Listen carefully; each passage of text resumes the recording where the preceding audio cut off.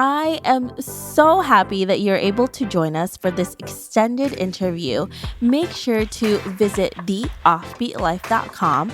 Again, that's theoffbeatlife.com to get more killer resources. All right, so we've been talking about landing a remote job for a while now, but the one thing you're probably most curious about is how to learn the online skills you need to land these jobs.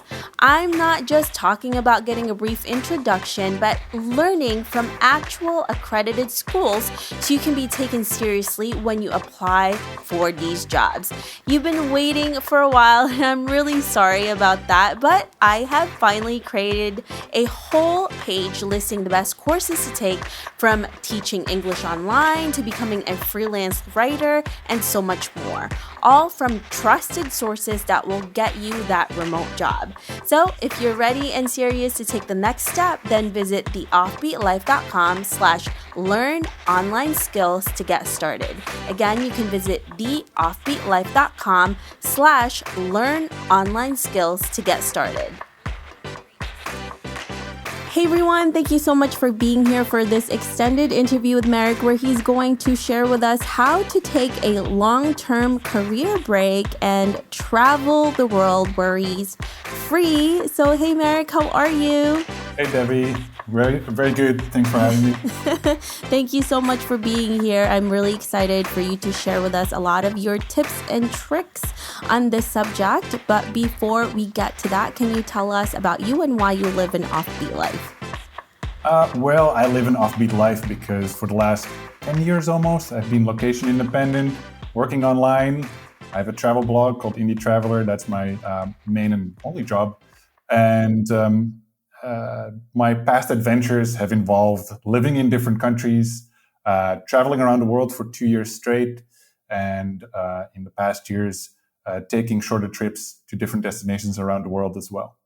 Love that. It's so much to this journey that you all should listen to. So make sure you listen to his full interview on the podcast as well, because it's a lot of things that you've learned throughout this journey. So let's get to how you actually got started with your journey, which was you left a job or you were let go from it, and you ended up taking a long career break that turned into a full-time business. So can you tell us about that? And you also have a book about it, and you say you can do this worry-free. How do you do this worry-free, Marek?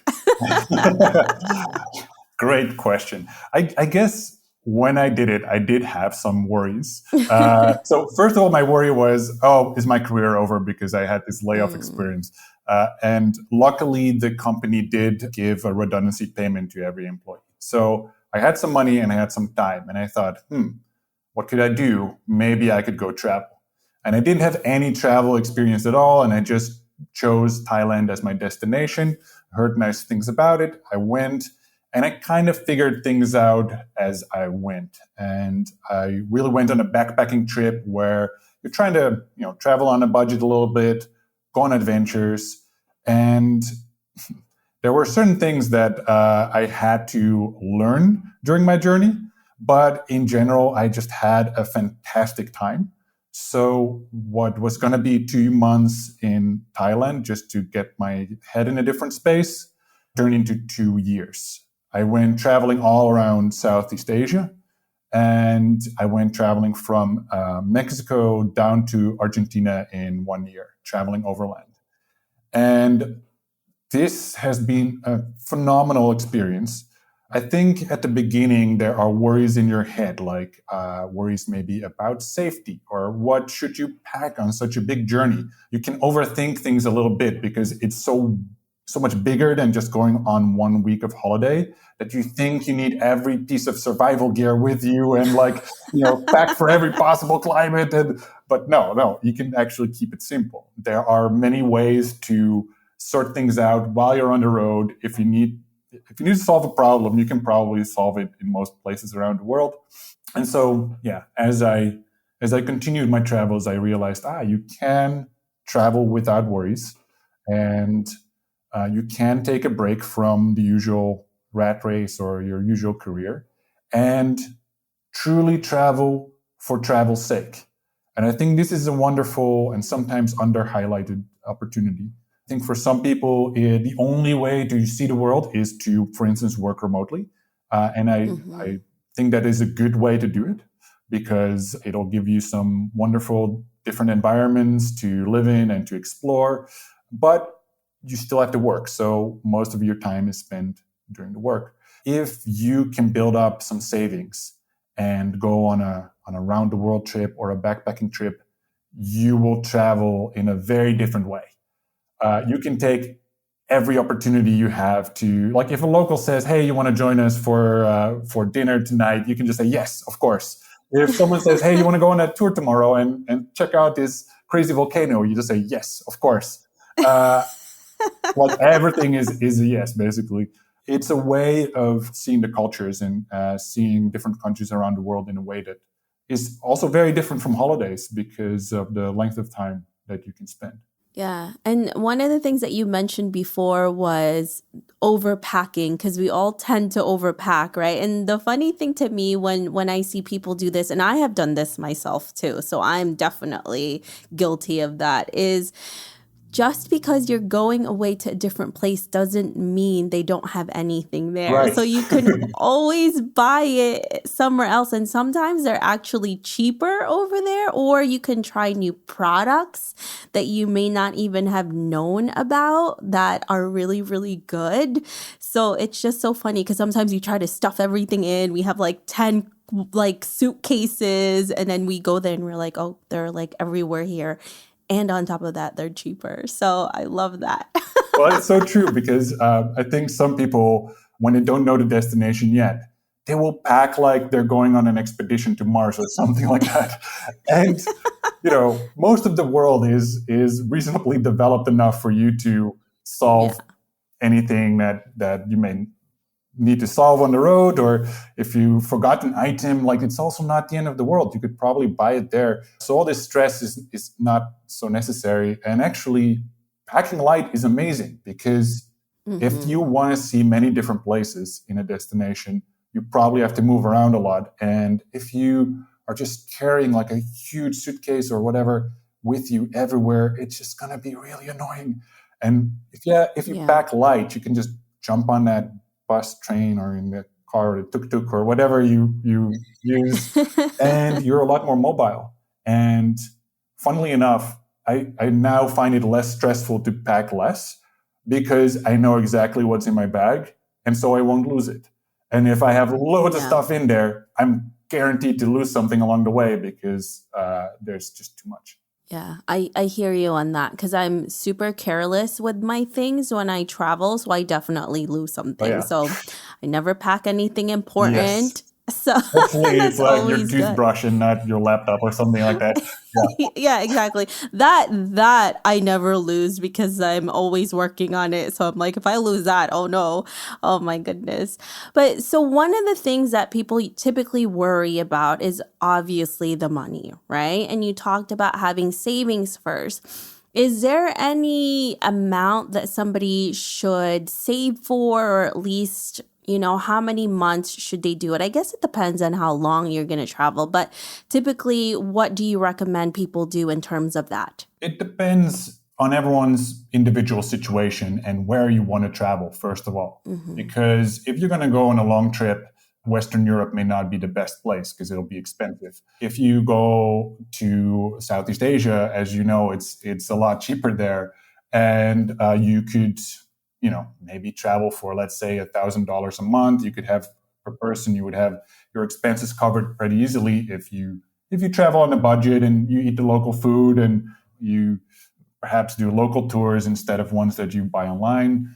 So if you can save up a number, it's hard to say because so many people also have different travel styles. But I know that having some money in the bank at least will make it a little bit easier for you to travel, and sometimes you'll have additional expenses that you didn't foresee. For example, when I was traveling in the Philippines, actually, I got really into scuba diving, and I was glad that I had a little bit of extra savings so I could see all these magical creatures. And I didn't know I'd be into scuba diving before I went on my trip. So it's always good to have like 20% extra saved up for what could be the trip of a lifetime. Like you don't want to have to worry too much in the moment. Oh, am I spending $10 more here than yesterday? Or yeah, Yeah, yeah.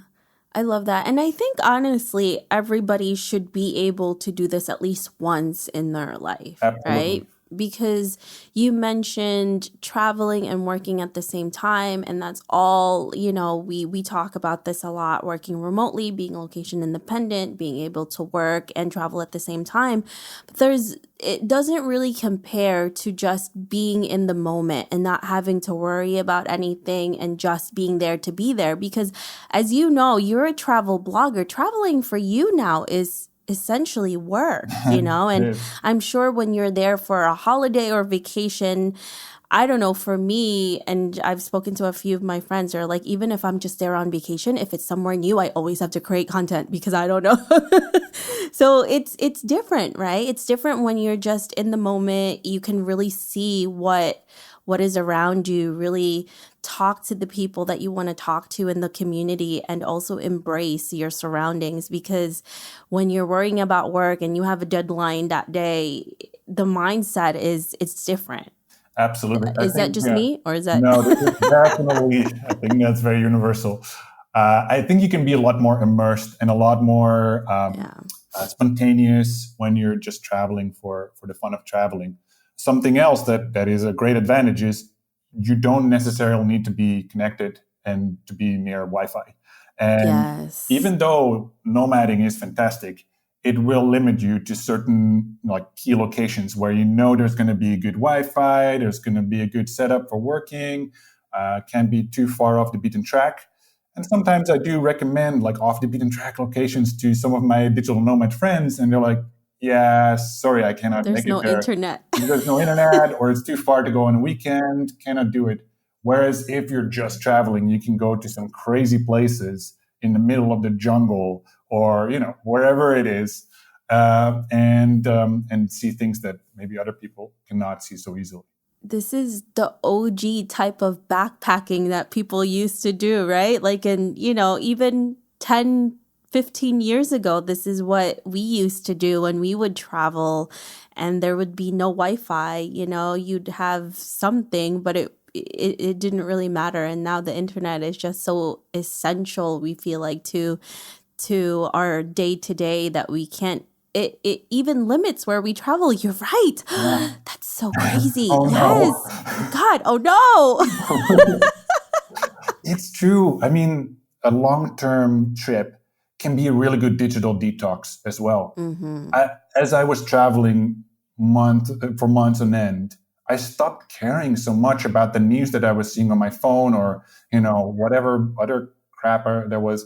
And there's something magical about like waking up in the jungles of Laos in like a tree hut and seeing the mist above the jungles, and hearing the monkeys in the distance, and you're just not online. You're not online at all. And you slow Yeah. down, and you just have your cup of coffee, and you're mindful without having to meditate, basically. Like everyone is trying so hard to be mindful. But if you're just offline for a while, you'll be that by default, which is a Yeah. wonderful feeling that is quite rare these days. And I think actually travel can bring us back to that place. It's almost like a little cheat code to do that. It's a quick way to re-experience what that's like. Yeah. And also I'm thinking about this too as you're speaking about this, is that not everything you experience that's magical and beautiful has to be shared online. Oh, for sure. And I think honestly, for me, the last 2 months I have been offline, and there are moments in my day to day where I'm like, oh, this would be really good to share, and I'm like, no, this is just for me, or this is just with my husband or my friends or my best friends. Like, it doesn't have to be online for it to actually be a good experience. And I think, at first you're like, oh my gosh, I want everybody to know this because this is so cool. And then you're like, and then I start to think to myself, I'm like, no, this is cool because it's cool. It's great because it's great. Not because somebody gave me a like or commented something. And I'm like, wow, we've really immersed ourselves in the digital space where you can't even experience something without getting validation that that's a cool thing that you're doing. So I think being offline, going to these off the beaten places, I think is one of the best things that we can do for ourselves, especially now. It's very true. I think going away from the social media platforms for a bit can be very healthy. But you can also think of it this way: if you don't share it and you had an amazing experience off the beaten track, and you're sitting with your friend having a drink, you can tell the story in its full glory. Like we still have that. We can say, "Look, I was there, and then this thing happened, and it was magical." And it's a really wonderful experience to share that with someone live rather than in a quick story. You have one witness to it, Marek. One witness, Yeah, exactly. Not thousands. So it wasn't in your imagination. Another person, or maybe a few people actually witnessed it. Exactly. You got to get some people to write a statement that it actually happened, and then you can take it to your friends. And yeah. Exactly. But you're not lying, right? I didn't see it on social media, so you might be lying. I love that. Well, thank you so much for being here with us and for sharing with us all of these tips. If we want to learn more about you, your journey, where can we find you? There are two ways. My blog is Indie Traveler, where I write about off-the-beaten-track destinations.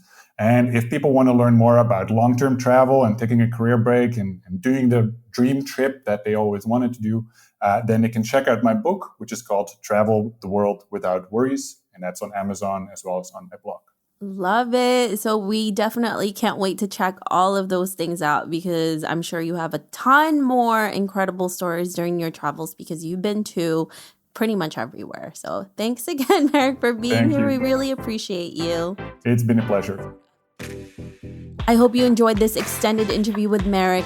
Make sure to visit theoffbeatlife.com. Again, that's theoffbeatlife.com to get the full interview where he shares how to turn a sabbatical into a permanent world adventure.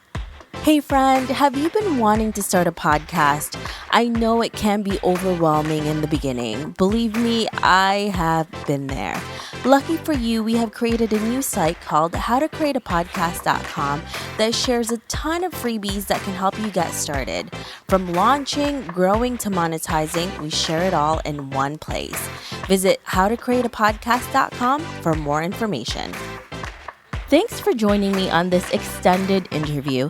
Don't forget to subscribe and leave a review on iTunes. We can also chat some more on Facebook at The OB Life. I'll talk to you soon.